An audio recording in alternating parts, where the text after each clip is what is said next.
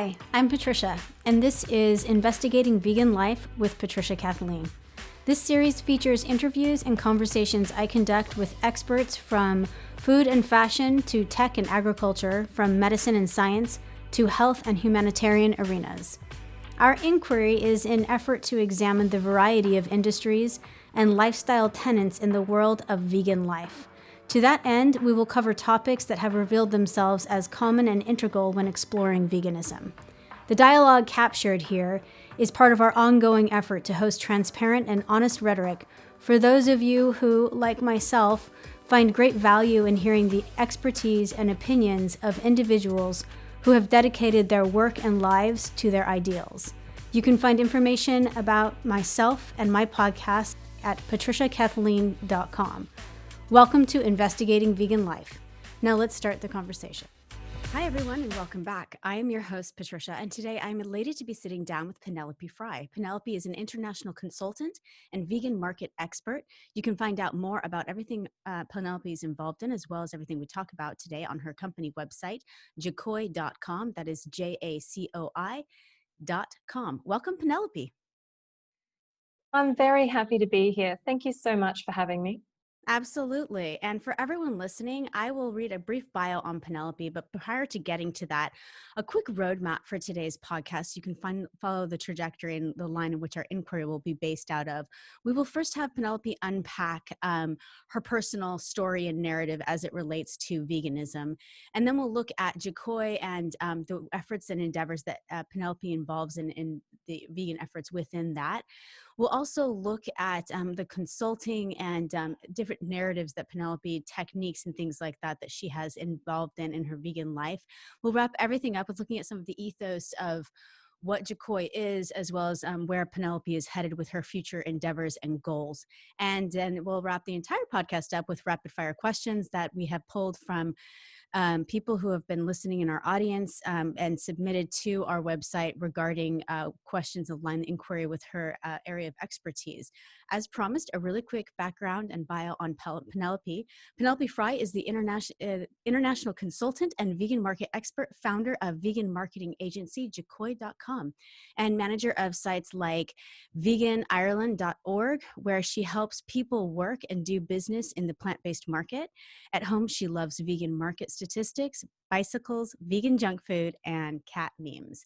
So Penelope, and I know you function in a lot of different areas, and I kind of want to have you unpack that for everyone listening, because I know you kind of get around the globe, so to speak. And so I'm hoping you can kind of draw us a picture of your platform, where your personal vegan story comes from, and kind of all the different areas that you're working in right now before we unpack jacoi.com. Sure, no problem. I started my life in Australia, and my family is split between the UK and Australia. So I basically started in the beef capital of Australia, of all places, which is a small town called Rockhampton. From there, I've managed to have some great opportunities through a couple of university degrees and then into consulting work, which was largely soul-destroying standard corporate consulting work. And from there, I've established a really large network, both professionally and socially, within the vegan scene and the broader plant-based scene. And I had the opportunity to bring these two together. And so it's been a fantastic journey, from the beef capital of Australia now to the Middle East, where I'm sitting today, stuck with COVID-19. Yeah. And the UK as well. So it's essentially, for me, Jacoi is quite simple. It's, as we said, it's helping people work and do business in the vegan market. My focus is really quite straightforward. I work with teams on copywriting, web page development, market research, confidential surveys as well, and general content development aligned with business strategy. In terms of my origins in the vegan lifestyle, I started off looking after ducklings, of all things. My friends, yeah, my friends were given ducklings by their father, and we raised them as children together for a year. And then my friend's father killed the ducks and served them to us for Christmas lunch. And the poor chap stood there completely confused by the fact we were sitting around the table crying together, rather upset, because we'd really bonded with these lovely, friendly little souls that would greet us in the garden as we came home from school. And from there, I went to visit a friend's house, and they had a cattle station, and I witnessed some really dreadful animal cruelty when I was helping mustering on horseback. And I had sort of made the decision I didn't want to eat duck, and then I made the decision I didn't want to eat beef anymore. And I had no idea that a vegetarian or a vegan even existed until my teens. But I just knew that I was really uncomfortable with the way that we were treating other sentient beings.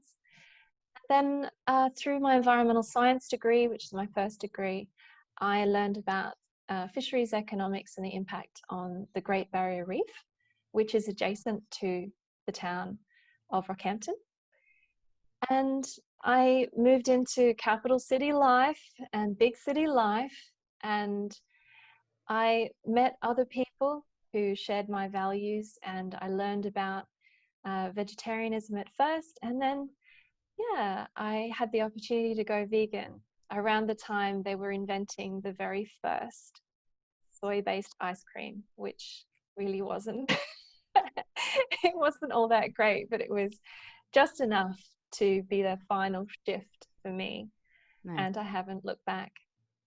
Yeah, I would have to say the advent, I say this a lot, and I'm sure the audience is tired of hearing me say it, but I feel like even in the past 5 years, vegan substitutes for other articles, not just meat. I never preferred the taste of meat as a child, so that wasn't difficult, but cheeses and things like that I think Greece nailed about 10 years ago. It just took forever to come over to the States. But ice cream and things of that nature, they've in the past 5 years just leaps and bounds from what it was, say, 10 years ago. So I feel your pain in remembering the beginning versions of that thing with kind of a weird consistency and flavor. I'm curious with you personally, how do you feel about cooking and vegan food? You've called yourself a kind of a junk food vegan. How can you explain a little bit more about your history with that? Yes, I'm absolutely a junk food vegan, and I'm a very lazy vegan too. It's terrible to admit it, but I really have to own it.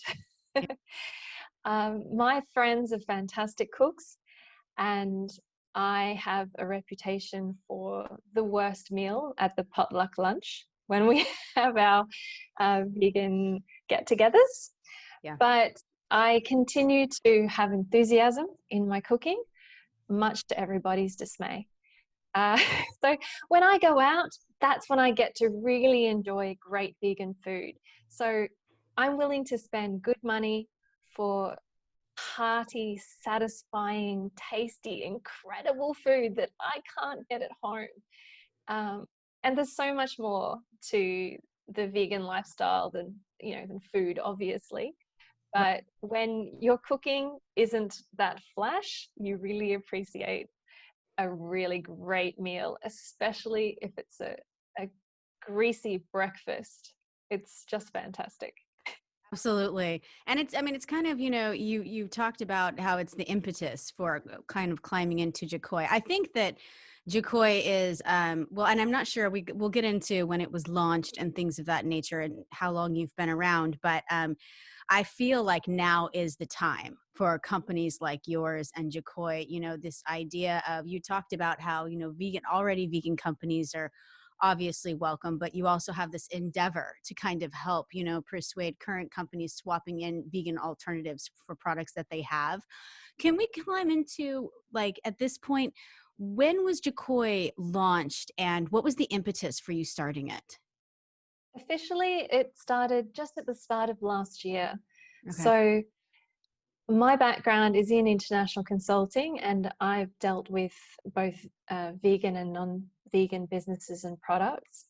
And it was, as I said before, it was really quite soul destroying to work on projects that weren't aligned with my values. Mhm. So I saw an opportunity to sort of bring discipline into my own side hustle activities and just rule out um, working with people and on projects that I didn't feel comfortable with.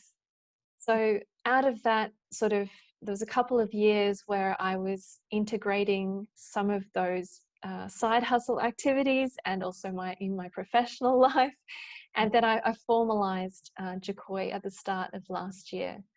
And it's been fantastic to have support and to have fabulous people working with me on the journey. And now with COVID-19, unfortunately, but also fortunately, there's been a really great opportunity to bring talent into the vegan market, as people have unfortunately lost their core roles and they're pivoted to their side hustle.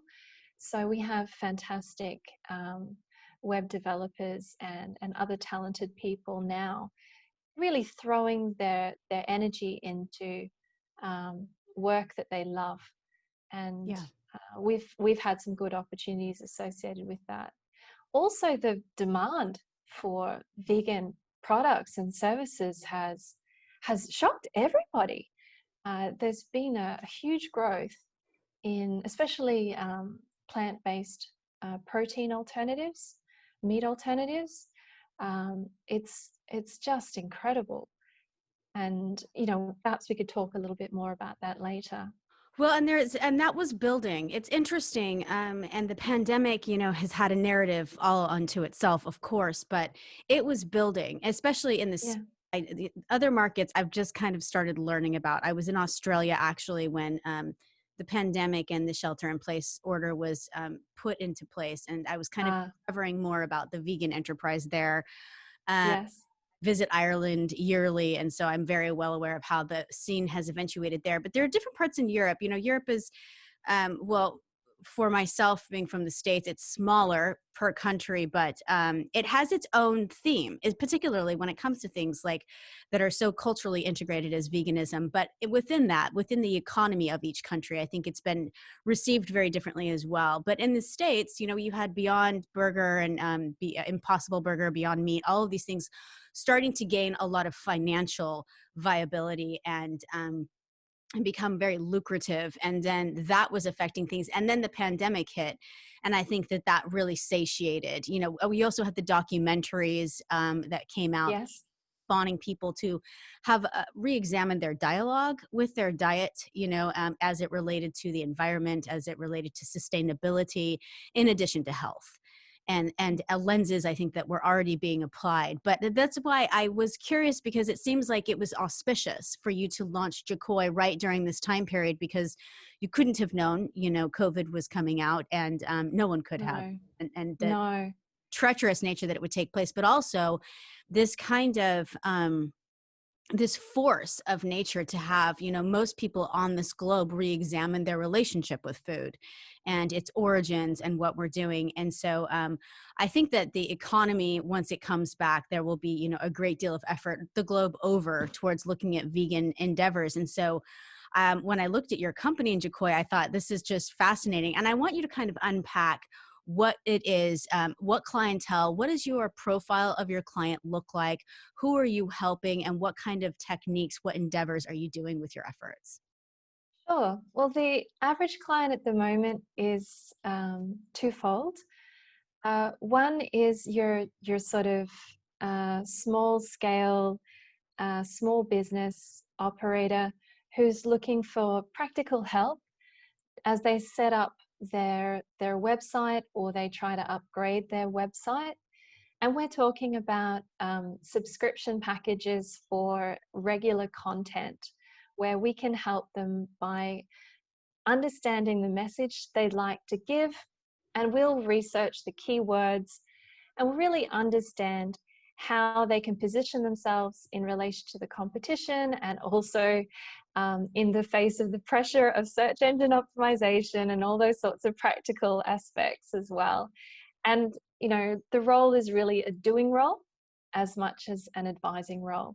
At the end of the day, you have to actually create content that you can then market.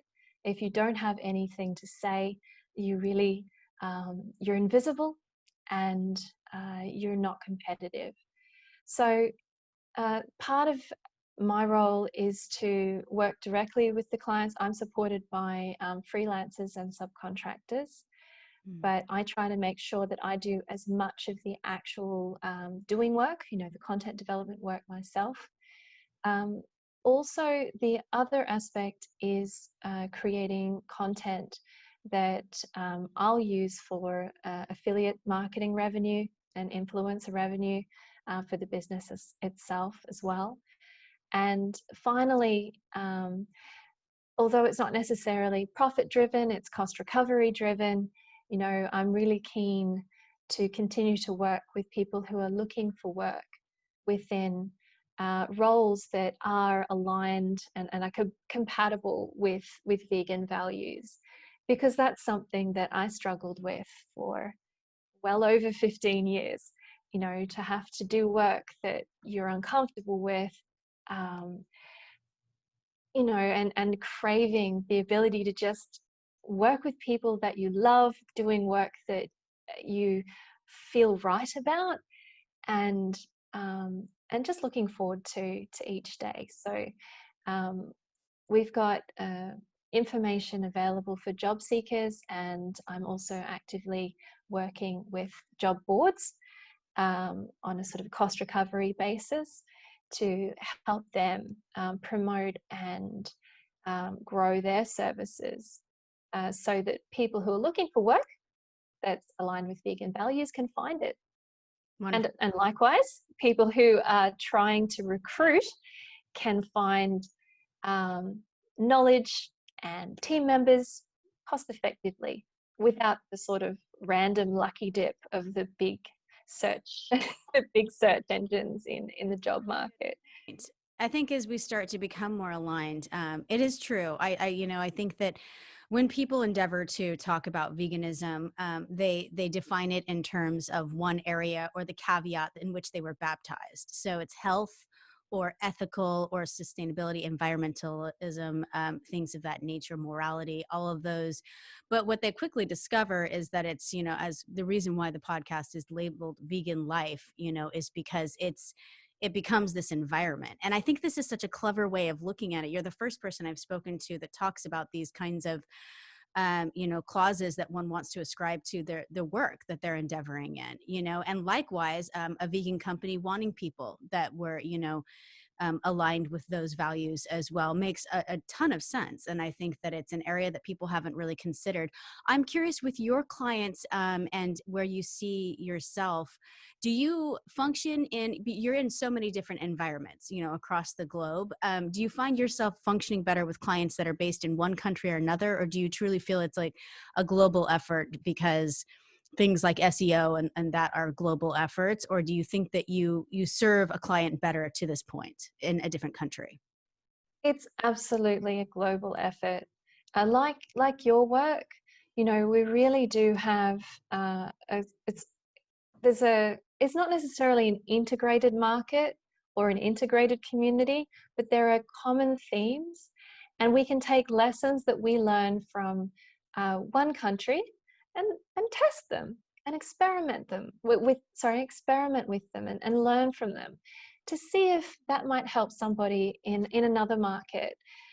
That's an opportunity for people to support each other without feeling threatened about competition. But it's also an opportunity to sort of, I guess, learn and grow and compete, because we are competing with the dairy industry, who are doing very unhelpful, advertising campaigns. We're seeing a lot of pushback associated with success. When a small business starts to reach a point, this is the area I'm really interested in, when they're starting to reach a point that they're getting traction, you can get pushback, and it can become very difficult to step it up to the next level. You'll see everything from the David Young and the team that are doing OmniPork, which launched in Hong Kong, technically, but it's a global prospect. And they're fairly and squarely targeting something as ubiquitous as spam. Like, who would have thought you'd find vegan spam? That's ridiculous. Yeah. Yeah, it's a really strange market. I have a language barrier in that there is a lot of opportunity at the moment in Germany, for example. Google Trends statistics are going off at the moment in terms of the intensity of interest in veganism in Germany, not just for recipes, but in terms of the lifestyle. And I'd love to get involved, but I'm unfortunately not multilingual. I speak a little bit of German in that respect. So yeah, we're limited by our abilities, but I do see it as a completely integrated global market. Absolutely. And that, like, mentioning Germany, we had a guest on not too long ago, a couple of weeks back, who was in Berlin. Yeah. And I was saying, again, you think you have an understanding of where veganism is, Germany to Ireland is a couple of states away in my terminology, Yeah. geography, and it's a completely different scene, and it's Yes. incredibly mainstream, the amount of restaurants, Yes. and just the fashion designers who are completely married to the vegan lifestyle, just burgeoning in Germany is, it's enthralling. I myself just found myself dying to get over there. And of course, can't right now. Wow, it's terrible. Is a little heartbreaking. I'm curious with you and your team, and as you kind of start to expand and look to the future, I'm wondering where we can all kind of see or guess or hope that, this wave building will begin to just kind of envelop and become so much more of a, not just a more profound, but more diversified, conversation as it looks into veganism and the planet and all of these things that kind of get wrapped into that. Where do you personally, on a business trend, do you see, because it's starting to spike, people would argue, at least economically, the United States economy, the funding alone for vegan products and research and things of that nature has just skyrocketed. And that is paralleled all over the world to certain degrees. Do you, on a business scale, do you see it continuing to go up? Do you see it flattening out? What are some of your predictions for that? Well, twofold. Firstly, I think one of the biggest signals that we've seen has been associated with COVID-19. I'll be honest, I was completely shocked that, meat alternatives, like fresh meat alternatives, grew at 279% year on year in March this year, at a time when you'd expect people to suddenly be very price sensitive, bunker down. Fresh chicken sales were up, but they were only up 51%, for example. So you can't say that it was equivalent to people panic buying, in a normal scale of response. There's been a really profound shift in consumption behaviors. So that, I think, signals a change in terms of price sensitivity in the future. And a lot of people complain about veganism not being possible because it's too expensive, it's inconvenient. All of those excuses are starting to dry up because the larger volume of activity right across everything from food to fashion to education, prices are coming down, and it's becoming more accessible for people to learn and also to take on vegan lifestyle choices. So with that, I do see some risks associated with profit margins reducing as price competition starts to drive prices down. Hmm. We are going to need to embrace people like me who are lazy junk food vegans who, who just want a really great meal, you know, after you finish the working day and you really can't be bothered making, you know, something incredible. Just feed me. I want to go to bed. So, you know, it's a risk where profit margins could become a little bit tighter. Things could become a little bit more competitive. But if you're in the supply space, so if you're the manufacturer of pineapple leather, or you're the manufacturer of these inputs, you've got a bigger opportunity because there are going to be more companies manufacturing products that are vegan friendly. There are going to be more consumers, obviously, looking towards your types of products. So it really depends where you are. If you're customer facing, you're going to need to really be on the front foot to compete and to maintain your profit margins. That's why we stay pretty lean. We expand and morph depending on the work coming in. Secondly, really want to move back into the supply chain so that you've got a good steady stream of opportunity where it doesn't matter what type of bags in fashion next month, you're providing the raw materials or some other value that will carry through trends and changes over time and internationally. So I think that's going to be the most important aspect of the next probably 2 years. But you're right. Something you mentioned was about interest and investment.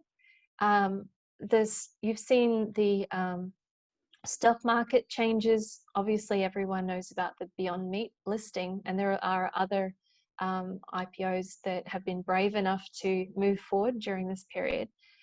But there really is an appetite for investing not only in the ETFs and other financial products that align with this sector, and I think that's lagging. So if people are working in finance or they're looking to raise funding, that could be an opportunity in the next 2 years as well. Absolutely. And I know that there are funds in the United States that at least two that I know of, and there's probably more, but directly devoted, to companies. And I think we'll see a burgeoning with those funds as well, because there's obviously there's a market for it, and there's going to be money. If there's a market for it, there's going to be an investment. So, and that will be exciting. I think that those will kind of start to define and hopefully change even that industry. We could use a serious tidying up and zhuzhing of the investment industry in general. As a woman, I think we're highly underrepresented, in a lot of those industries, and a lot of things like veganism and even environmentalism. Things haven't been really represented in areas like funds that they should be. And I think it's just starting to take hold. So hopefully there's change. I'm wondering, as you speak about your clients and what you're doing and looking at the market, you kind of allude to a lot of this education. And it struck me looking at Jacoy that a great deal of what you do as you encounter a new client, it sounds like there's a great deal of translation and education in regards to substituting out products and talking about buzzwords and key terms. Is there any area, do you have like a 5-pillar roadmap or like a basic outline that you kind of use when you encounter new clients, where you educate them as to how to engage in like a substitution of, vegan products, or how to kind of make that transition? Or do you just use every client individually as they come and kind of do the narrative with them? It's definitely a case of every client as they come. But if you're looking in the food space, there's a traditional model called menu engineering, which is used both in the restaurant sector and also in food manufacturing, where you have a quadrant in terms of your star products, your workhorses, your puzzles, and your dogs. Okay, so there's a general model where you'll have, and I love dogs. I don't know why they're called the terrible products dogs, but I love dogs. Yeah. You'll have a workhorse which doesn't have a high profitability, but it has a, a really solid performance of pretty good sales. You'll have your stars, which are menu items or other products you offer that are really profitable and they're really popular as well. So you want to leave them to it. You're going to have puzzles which are sort of quite profitable, but not particularly popular. And you might be able to judge or do something with those. But then you'll have in any set, there'll be part of the data that falls into it's not really very profitable and you don't sell a lot of it. So those are the ones where we'll talk to businesses and say, that's pretty low risk. If you're going to, rather than take on the additional expense, risk, and investment by adding vegan products to your offering, why don't you just swap out a dog? It's a pretty low risk strategy, and it's also something that you can do in a systematic way to look at what's a star and see whether or not something like that in a veganized version could be brought in to give you another star and get rid of a dog. So that's kind of the general framework that we find applies pretty well to a lot of cases, but it really does come down to the business itself and the competition that they're facing. So if you're looking at an opportunity, you're going to take one approach. But if you're looking to defend your business, you're definitely going to take another. Do you ever bring in studies done? And if so, do you use global studies? I mean, there's got to be data about, using the restaurant model of, people who are offering vegan options and how successful those are as kind of this persuasion technique, or do you just kind of use it for whatever they are? Because food, and particularly restaurant owners that I know of here, there's an emotional attachment that's to the millionth level with them, and I think even Gordon Ramsay, people that go into on these public scales and kind of talk to people, you have these menus that don't make any sense, and they're there because it was what their mother made them when they were 6, and that's how, on a more microscopic level, how we all, I think, come into this world knowing food, and the reanalysis of that is part of, I think, the vegan journey. But do you personally use substitutions or studies done? And if so, are there a lot of studies done? How do you kind of help with the persuasion technique of swapping out a dog? Because dogs really shouldn't be on the menu. They're clearly there as some kind of an irreconcilable difference that the owner is having. What techniques do you use? Essentially, your best friend is data in relation to reviews, for example. So yes, we do find that there are a few surveys around, like there was a survey last year that looked at the issue of the impact of using the word vegan versus plant-based in food-based products. And we know that, statistically, you're going to have the better potential for the market to be receptive if you're using plant-based, but then you really still need to include vegan in there somewhere, because there's going to be people like you and me that go, really? Is it actually vegan, or are you just saying plant-based and what's in there? So the survey, I think you're right. There's a few studies, and by the time something gets into an academic paper or it makes it into a report published by a consultancy like those which I used to work for, it's usually about a year, maybe a year and a half out of date anyway. Yeah. We prefer to actually look at the most recent activity that the business has experienced, have a look at public reviews that are legitimate, but reviews and activity of competitors and the business in the public domain, and really look at search trends within the location itself, using Google search data and those sorts of things to see what are people really interested in. Like, I don't know why, but for some reason during COVID-19, statistically, people across the world started getting really excited about vegan banana bread. I don't know what I'm missing. Maybe I need to learn the recipe, but it seems to be life-changing if you're stuck at home. So, if you have a cafe and people are starting to be free to come and engage with you again after social isolation, some of those comfort foods could be something that's quite attractive if it has been very popular in the recipe search activity in your community.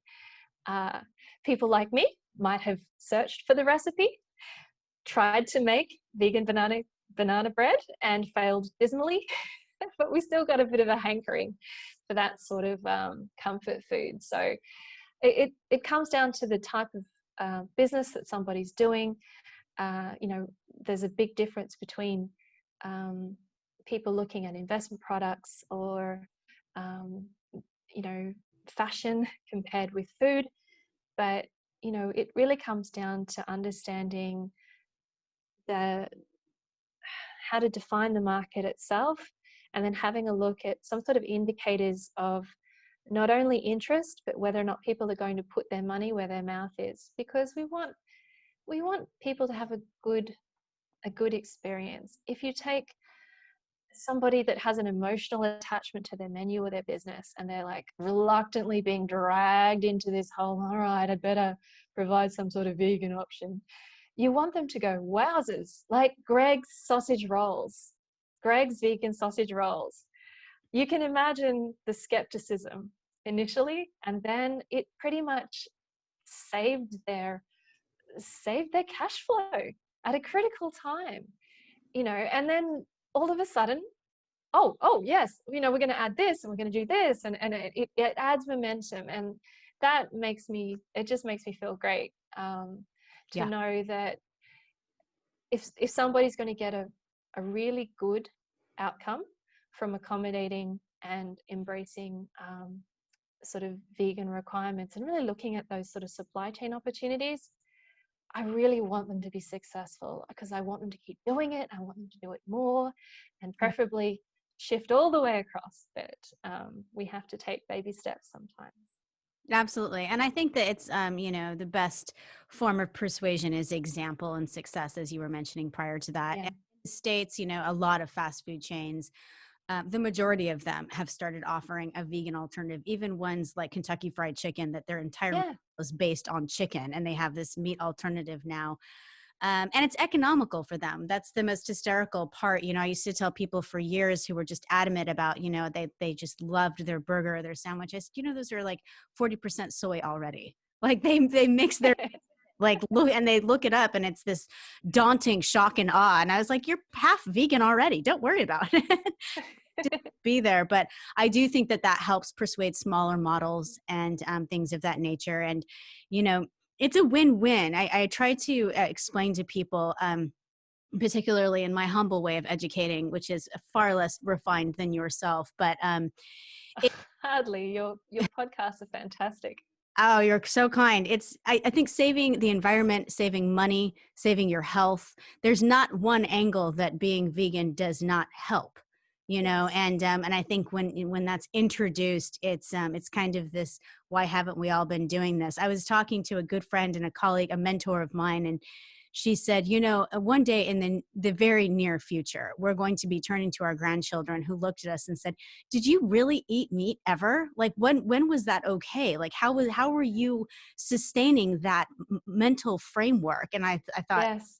It just doesn't make any sense when you play all of the mathematics out, the economy, the health, all of it is, it answers to the one human condition that will outweigh, that will start wars, that will make us irrationally fall in love. And it's our own emotional attachment that we've put onto food. It's, it's a mother's kiss. It's all of these things that it's not really the burger, and so, and realizing that, I think, is the first step of unpacking it. And you endeavoring to do that with clients is definitely something that would get me out of bed in the morning. We are coming towards the end, and we always honor our audience who reaches out to us. Penelope, we've had a bunch of people kind of want us to speak with these business advisor roles in regards to, vegan. We've had a lot of people write in with their own vegan-based endeavors, and so I'm going to just prattle off some of the questions and let you kind of give us your expertise on those in our rapid fire segment. So the first, Hey, I'll just brace myself. give it a whole bunch of, it's just more questions. I don't know. I love it. Let's do it. I want our audience to understand that we are hearing them, because I think I've been so rewarded by having this interaction that I didn't know we would have with podcasts. And so I love it. And I want people to know that I'm hearing them. And I definitely look at all the questions that come in, and I want to make sure that they get proffered to the right expert. Yourself today, we've had a lot of people write in about buzzwords, and you spoke about SEO and things like that, but people, they feel like they're running this tightrope. We've talked about plant-based versus vegan, and I didn't have you clarify those because I know that your expertise does that. And and like you said, plant-based is not infer vegan. It's this friendly term, but people are now using it that have non-vegan items. And it's supposed to infer health, as I understand it. It's the new way of saying like fortified with vitamins. It's this. Yeah. The advertising industry has come in, and because of that, you can't really depend on it. However, it still has a lot of cachet with SEO and things of that nature. But we've had people write in and ask you and your expertise about when you're navigating some of those terms. Do you have like the top 5 that you stay away from? Or a lot of people talked about, I don't want to use vegan, but I do. And they're talking about massaging it in and sandwiching it in with other terms. Do you have advice to people who are kind of looking for buzzwords, I suppose, that to stay away from or to navigate around? Well, depends on what the products are.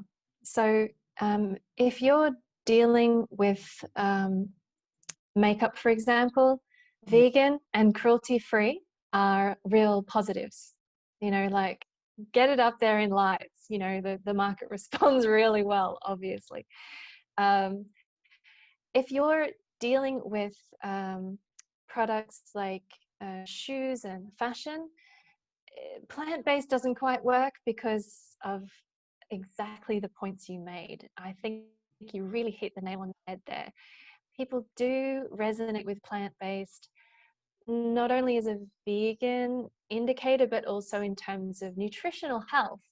So they get a little bit confused, and it's not as powerful when you use it with fashion and those sorts of accessories, those sorts of products.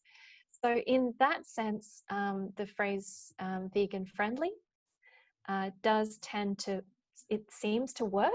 And I think when you move into the food space, in terms of, there's a difference here. If you're looking at visual branding, the buzzwords you use in your menus and your visual presence in terms of your website content and your other collateral, you definitely want plant-based in there if you're a food-based business. But interestingly, when you actually crunch the numbers in terms of search activity, plant-based is microscopic. So people aren't looking for plant-based this. They'll just use the word vegan. Yeah. So if you're, in terms of your content for SEO and your inbound marketing type activity, you've really got to keep vegan in the picture. So other aspects in terms of cruelty-free can pivot into a couple of different markets in terms of plant-based. Mm-hmm. But it confuses people because they start thinking of humane meat, which we all know is not cruelty-free at all, ever. So it's ridiculous. But people start to get confused. So plant-based in the forefront, but vegan as the sort of working keywords in the background is something you can use. And if you use it together, it's also quite powerful. Yeah. Yeah. We had, and to that end, we also had like another flurry of questions around people worried about redundancy with advertising and marketing. Because and this is an area I think maybe vegans themselves are too educated on to understand, but I have you answer it because I definitely don't want to. And it's people talking about if they're using the word vegan, do they need to say environmentally friendly? Because being vegan, as we understand, and using vegan alternatives, these were largely people involved in the erupting food scene here, people dealing with online. We had a lot of people write in who had these vegan foods that they were selling online, and bakeries and things like that. And they talked about they want to know how much is too redundant. So saying, cruelty free, vegan, environmentally friendly, like all of these different words, would you advise that they use all of them or pull back because some infer the meaning of the others? Oh, this is one that differs depending on the country. And you touched on this earlier, that there are real differences and nuances between different cultures. The American market's very well educated, and so there could be potential for redundancy, but then there can also be the potential for backlash, because environmentally friendly is a term that you might want to use because of the comparable benefits of veganism and vegan supply chains for climate change and for other environmental factors. But if you're using insecticides and you're not an organic based product, then you can actually get backlash because they say, well, you say that you're environmentally friendly or eco-friendly, but the way that your product is being developed, doesn't have this little, small issue here that's to them something that's quite significant. So we have to respect that people's interpretation and people's values differ. So there's a lot more complexity in the American market, I think, in that space, and it really depends on what type of business you're in and what landmine you don't want to step on. If you're in the European market and Asia Pacific, eco-friendly and environmentally friendly isn't redundant. There's definitely some different drivers in terms of people's choices, in terms of why they're choosing vegan. We also have a spiritual dimension in like places like Israel and other countries where we aren't adding vegan enough to be able to help people who have vegan diets associated with certain types of Catholicism and other religions. It's a spiritual practice as well. So it is something that we should put front and center to help people, even kosher, for example. People from the Middle East will try to go towards vegan products in some cases when they travel to the West, because they know they can avoid breaking their religious principles. Just if I just know that it's vegan, I've got no worries about issues associated with the way that the meat is butchered, right? So there's a really complex array of drivers, motivators, and reactions that people have to these sorts of words across the world. But generally, if you try it first, listen, and then you respond. Or look, as I said before, this is where you're looking at people's reactions, reviews, and discussions around your competitors' products and activities or your own. The key is really just to listen, like you're doing to your listeners at the moment. You're responding to their questions and bringing it into the conversation to see if you can unpack it and use that as you develop your content moving forward. It's a really good model, I think, as an example of this. Yeah, I agree. And I always overlook that, like Google Analytics. I mean, I think that really paying attention to, what your trends are doing as you use different words are great testers, particularly in times when focus groups don't really happen right now, and not definitely person, but like using those kinds of measurable data have been game changers for most American companies that I talk to. Models, people like Netflix, who started off just mailing DVDs to people. They have this room built in-house for focus groups in their headquarters because of the importance of how it developed that company, and how Wow. they wanted to listen to their users. And so I think that's a key concept that gets overlooked with a lot of business owners, is really paying attention to your audience. I agree with you. I didn't know that. That's a great example. I'm going to steal that Netflix Yeah, example and have a look into it. Thank you. I have an up close and personal relationship with somebody who kind of was with Netflix before they became the magnet that they are. And so it was great to watch that company kind of come into their own and really reach adulthood. I'm wondering, oh, not me, sorry, we've had a lot of people write in regarding your personal elevator pitch or pitch deck, or however that translates to your neck of the woods. But when it comes to veganism, this very kind of succinct, do you find yourself ever returning to these like 5 or 6 things that you kind of tend to want to relay very, very quickly, either with clients or anyone else, that you feel like really encompasses the importance of vegan or anything like that? So a lot of people are just like, I want to know what someone who's advising people towards in vegan business, they're like quick and fast, these core tenets that you have that you kind of quickly try to communicate. Do you have anything like that in your lexicon? Yeah, well, twofold. So personally, a phrase I'll often use is, if I can live well and have a really happy life while not hurting other people, why wouldn't I? While not hurting others. Um, and in terms of the business space, it's again, it's kind of related to that, but it's like if you can make great money in a way that's compassionate, then why wouldn't you? Yeah. And that's basically it. So That- I accidentally turned a neighbor vegan. I didn't realize until a couple of years later. okay.